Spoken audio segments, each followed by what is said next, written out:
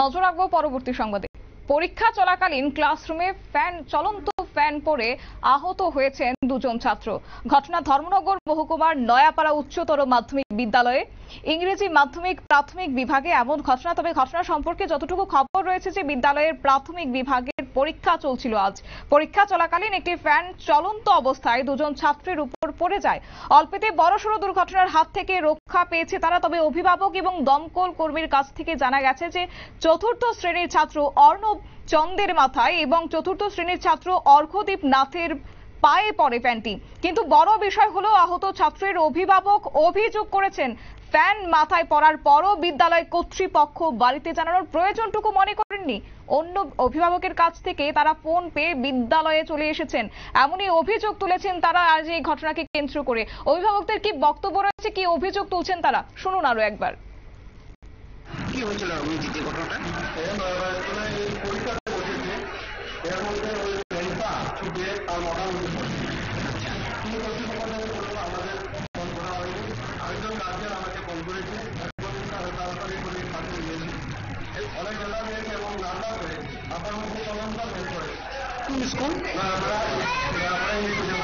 এখন পর্যন্ত কোন টিচার বা মেলো কেউ আসে নাই। অনেক ইয়ে করেছেন, উনি বলেছেন এগুলি কিছু হয়নি, এরকম একটা ছাত্রের উপরে ফ্যান পড়েছে, হেডমাস্টার বলছেন এগুলি কিছু হয়নি।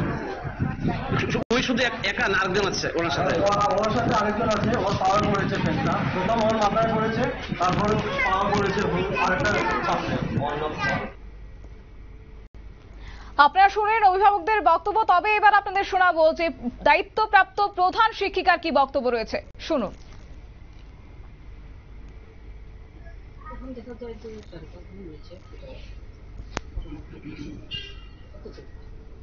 তারপর মানে যে স্টুডেন্টের উপরে পড়ে তাকে কি আপনারা স্কুলের তরফ থেকে খবর দিয়েছিলেন না কি গার্জিয়ান এমনি আসছে? এই বাচ্চাটারে গার্জিয়ানটা খবর দিচ্ছে, এই বাচ্চাটা আরেকটা বাচ্চার গার্জিয়ানের সাথে যায়।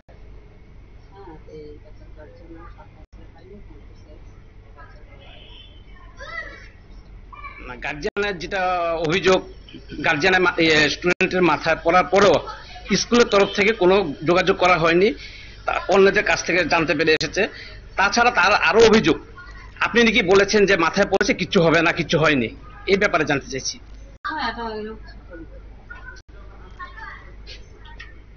যে মর্নিং সেশনটা, এটা তো বিদ্যাজ্যোতি আন্ডারে, এখানে কোন ক্লাস থেকে কোন ক্লাস চলছে? সকালে যেটা হয় সকালে যেটা আজকে তো 3 to 5 হইল।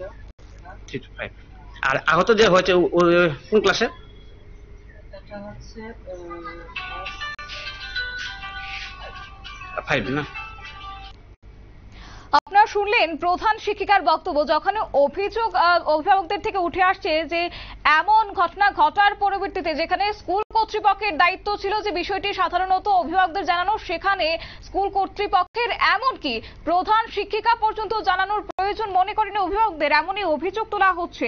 সেখানে যেখানে প্রধান শিক্ষিকা বলছেন এমন কোনো বড় ঘটনাই ঘটেনি। পরবর্তী সময় অভিভাবক নিজে দমকল কর্মীদের ফোন করে স্কুলে নিয়ে আসে এবং ধর্মনগর জেলা হাসপাতালে নিয়ে যায়। বর্তমানে হাসপাতালে চিকিৎসা চলছে দুই ছাত্রের। তবে ঘটনা ঘটার ঘণ্টাখানিক পরে বিদ্যালয়ে দেখা গেল প্রধান শিক্ষিকা অনিতা নাথকে হাঁটাহাঁটি করছে। ওনাকে জিজ্ঞাসা করার পর উনি ঘটনার বিস্তারিত বিবরণ তুলে ধরলেন। কিন্তু অবাক করার বিষয়, আহত ছাত্র কোন শ্রেণীতে পাঠরত সেটাই সঠিক করে বলতে পারছেন না শিক্ষিকা।